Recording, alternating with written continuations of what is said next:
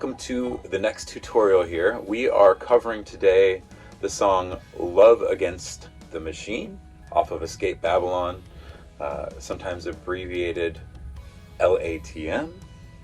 And this song is probably, I don't know, I would say this is probably the easiest song on the entire record for a couple of reasons. Specifically on the rhythm guitar angle of the song, it's the simplest because it's literally one chord progression. It's the positioning, I should say. It's this chord over here the whole time.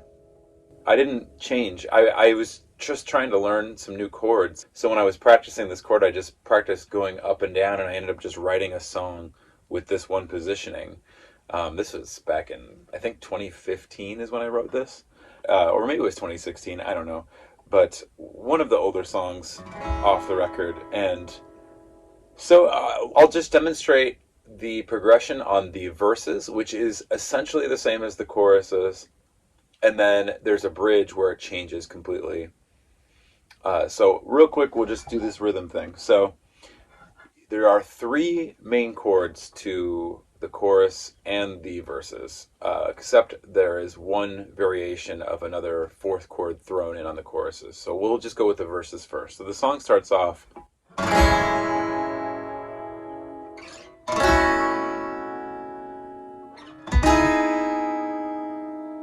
And that's it. That's the whole thing.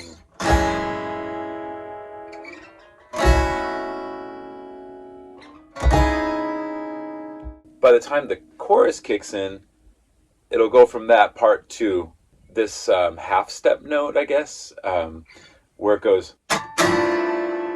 So I go on this fret over here, on this like up strum, and then go into the.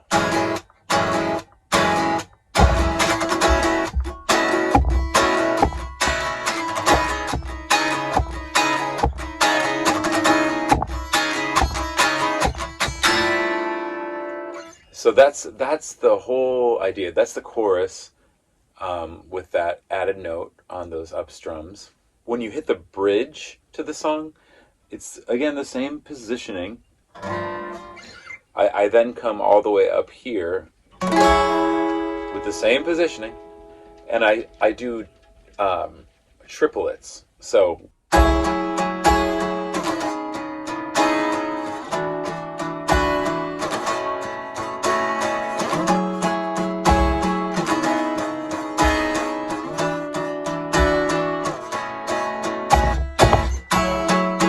Just that, and then eventually comes back into the chorus, which the choruses always start with that up strum of that part that I showed you before, which is. So that's essentially the whole song, is that one positioning on my end of things. What you are going to be playing on the lead parts is also pretty simple. There aren't that many parts to the song, and they're really, really easy to play. They're not as complex as some of the other stuff that I've been playing you, although there are some similarities in the dissonance that's going on with it. So let us get started on the verses. What you will be playing on the first verse is absolutely nothing, so you don't have to worry about that whole verse. It's just me and my guitar, I think, mainly some cymbal tapping here and there. But when the chorus hits in, that's when you'll come in. So to make things easier on you, let's start with the choruses. And once you have the chorus down, you know the whole thing. So that's the first time that you'll come in, is 52 seconds into the song, I believe, is when you enter in. And that's when I come in with that part right there. So it's that dun-dun. And what you will be playing there is a very simple part. It is. And then you'll go into this picking part. So where your middle finger will be is on the 14th fret of the A string, and your pointer finger will be on the 13th fret of the D string. And then you just move it over one down so that your middle finger is on the 13th fret of the A string, and the pointer finger is on the 12th fret of the D string. So your first point coming in at 52 seconds will be along with me on those upstrums, and you'll go.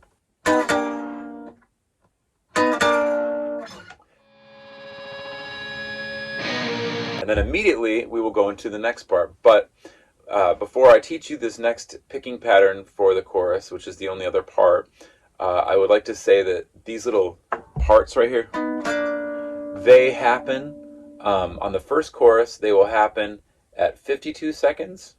Then again, you'll play that part at 1 minute and 5 seconds. And then again, you'll play it one more time going into the second verse at 1:19. And then the next time that this happens will be on the second chorus, and you'll come in from that transition point going from that second verse to the second chorus at 2 minutes and 38 seconds. And then you will play it again at 2:51 in the song. Then you'll play it again at 3:05 in the song.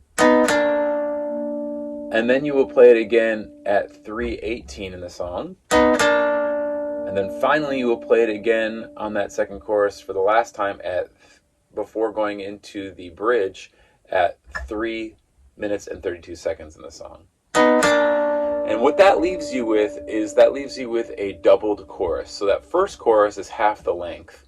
The second chorus is double the length. And then there's one more chorus. And the third chorus, the final one, is also a double chorus. You will play that part again at 3 minutes and 59 seconds, coming out of the bridge into that final chorus. Then you'll play it again at 4 minutes and 13 seconds. You'll also play it at 4 minutes and 26 seconds.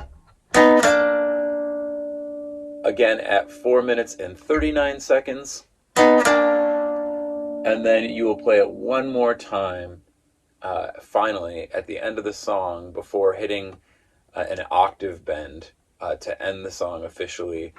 You'll hit it here at 4 minutes and 52 seconds. And that will be the last time that you play it. So that leaves you with playing that little part 13 times in total throughout all three choruses of the song. What I want to leave you with is, so the song ends on an octave bend that I was saying right after 4 minutes and 52 seconds in the song where you play that little riff. Then you're going to immediately hit at about 4:53. You're going to do this octave bend down here that just ends the song on. So what you'll do is you're going to have your pinky on the 16th fret of the high E string, and then you will have your ring finger, is what I use, on the 20th fret of the B string. It's called an octave bend. You just kind of bend your ring finger up till they kind of reach an octave. Starts off dissonant and gets into an octave. Just like that.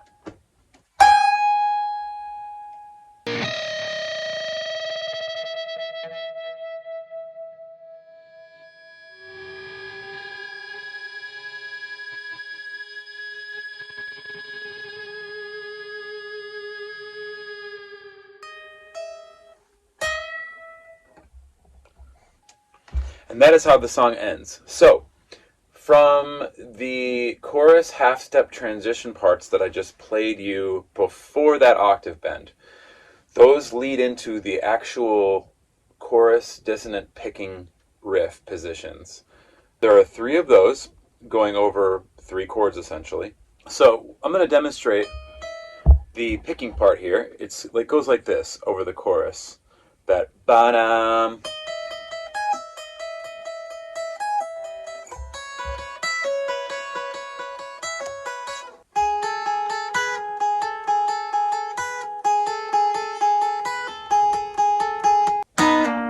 And you can play that little da-na after it, that little half-step transition, you can play it, if you want to, you have the option of playing it, you could use your ring finger on the 9th fret of the D string and middle on the 8th fret of the G string, so it's like right here, and then moves to the next fret over on each, so that you're on the ring finger 8th fret of the D string and middle finger on the 7th fret of the G string. I don't know which one's going to be easier for you, if you want to do or that one. So that's a personal decision. Whatever's easier to reach, I guess. You'll be down here, so it might be easier to play it down here than all the way up here. However, playing it all the way up here will allow you to get to the higher part. So I don't know. You'll have to figure that one out for yourself. But I'm just going to focus now on this dissonant picking position here that I just played you.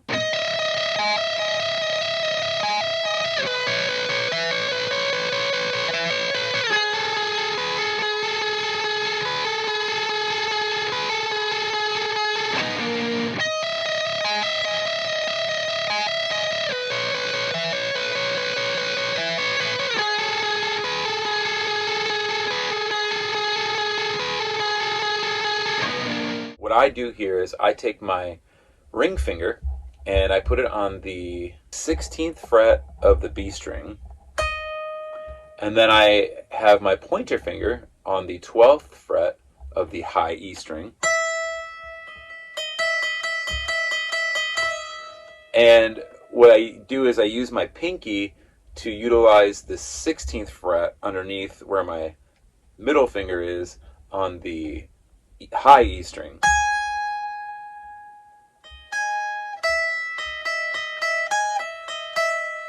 And that's the pattern, essentially, is you're going to be picking it like that.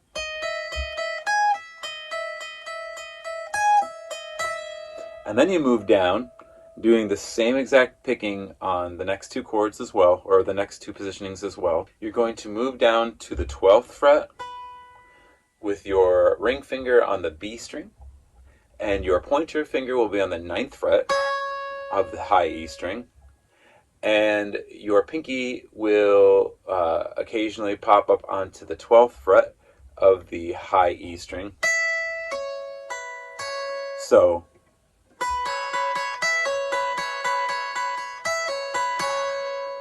that's how you do that. And then you're going to move down. This is where I put my pinky on the 9th fret of the B string, and then I put my pointer on the 5th fret of the high E string, and then I utilize my ring finger on the 7th fret of the high E string. So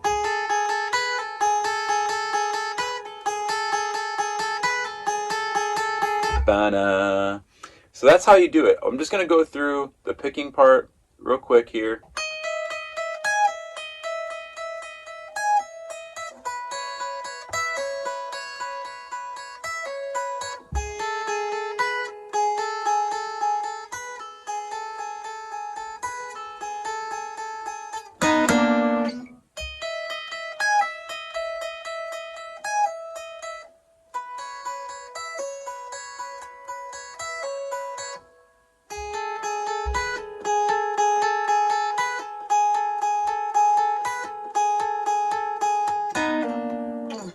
And that's it.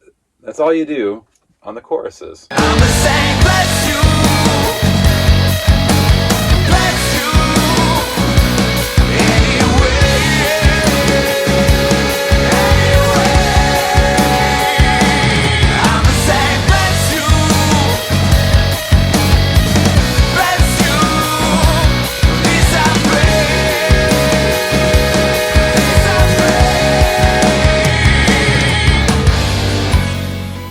I wanted to say that the times at which the picking part is happening, along with the half-step transitions, those all happen from, on the first chorus in total here, when you lump them all together, you'll be playing the first chorus from 52 seconds till 1 minute and 19 seconds. Then the second chorus, you'll be playing all those parts from 2 minutes and 38 seconds in the song to 3 minutes and 32 seconds in the song. And then you will play the third chorus, all those parts again, from 3:59 in the song, 3 minutes and 59 seconds, all the way till 4 minutes and 52 seconds, before finally ending on that octave bend that I showed you earlier. Okay, so now that we have all the chorus parts mapped out along with the final end to the song, now we can work on the verse. And I'm just going to say that's a singular. As I said before, you're not playing at all on the first verse. It's just me and maybe some cymbal tapping going on. So the second verse, you come in after that first chorus at 1 minute and 20 seconds, and you'll be playing this particular version of the progression till 1 minute and 45 seconds in the song. And I'm going to say that this is, you're going to play through these 4 positionings. You're going to let them ring out. So you'll come in at 1 minute and 20 seconds and you'll go.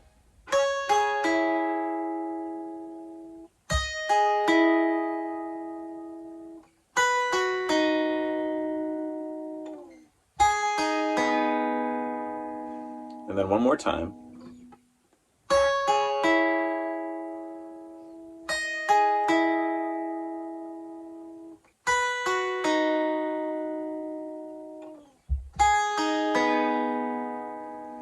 And that's it there, from 1 minute and 20 seconds to 1 minute and 45 seconds.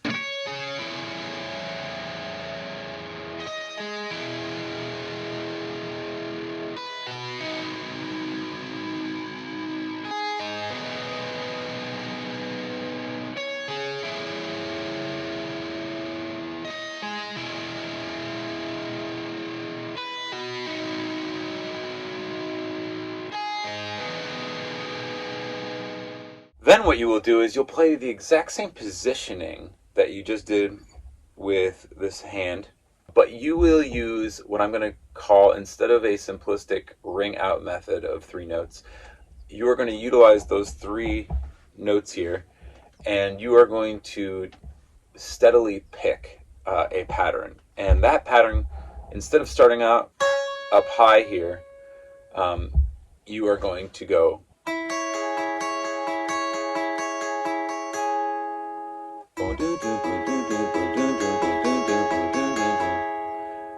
which instead of starting on the high E string, you are now starting on the G and then going down to the high E and then to the B.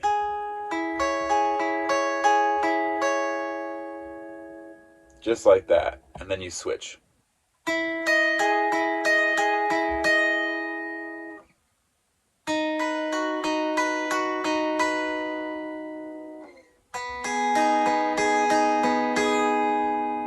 Okay, so now that I've demonstrated what that kind of sounds like, this goes on from 1 minute and 46 seconds to 2 minutes and 36 seconds, roughly, where you're kind of going to just hit that last chord instead of pick it that final time.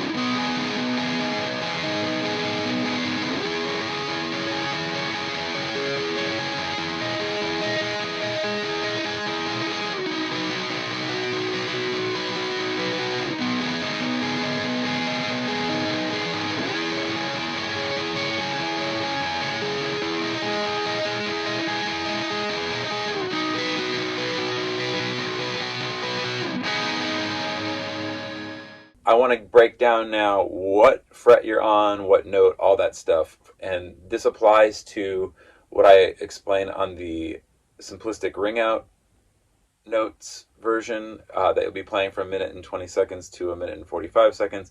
And it also applies to this picking part. So we start off with our pointer finger barring all three notes here evenly. We'll start here. Your pointer is on the 9th fret of the guitar, barring the high E, the B string, and G string on the 9th evenly. Okay? Then what you're going to do is you are going to switch to the second position, which really just leaves your pointer where it's at. But what I do is the high E changes, where I add my my ring finger to the 11th fret, but the other two strings are still barred. The 9th fret of the B and G string are still barred with my pointer finger.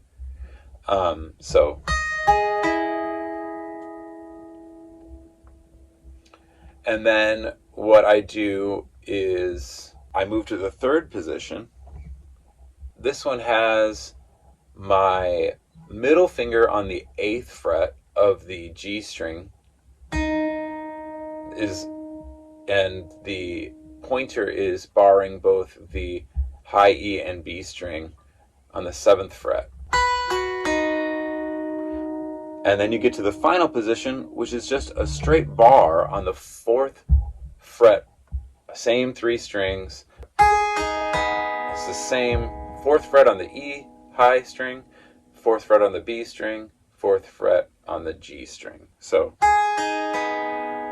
let me go ahead and demonstrate that real quick. So it goes.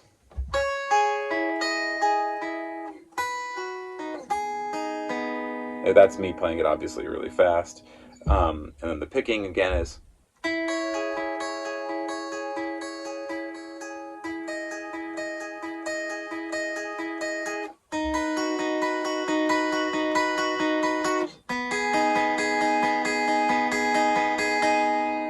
And that's it until you get to the next chorus. But that's the only verse that you play on.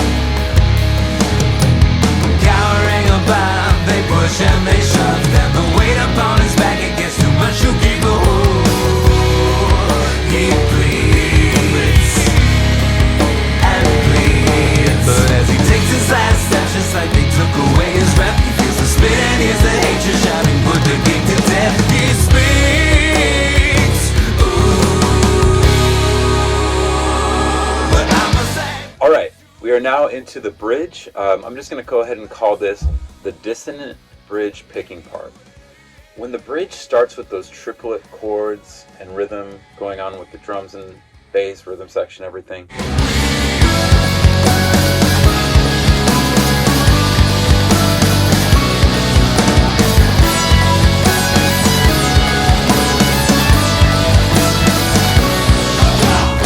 The first two times through, there is a lot of synth going on in the song if you listen on the recording, and you aren't going to be playing at all on those first two times. So you get to rest for like 2 bars or 2 full progressions through, but you will come in. There's a part in the song where it kind of pauses, and Jesse and I did some like group chants that say agape.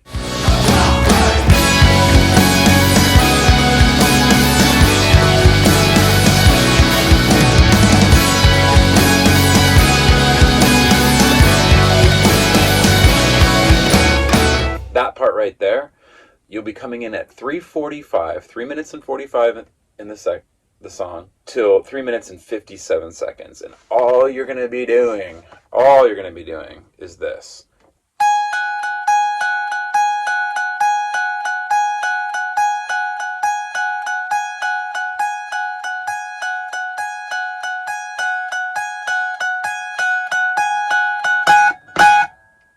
That's your whole part.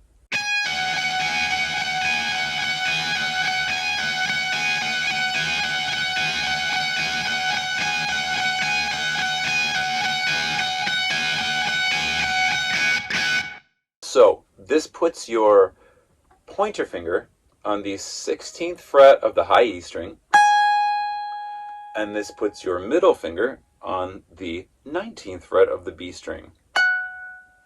So there you go. Ends with that 2 strums or 2 hits, and then goes into the chorus lines. So that's the whole song, Love Against the Machine, in a nutshell.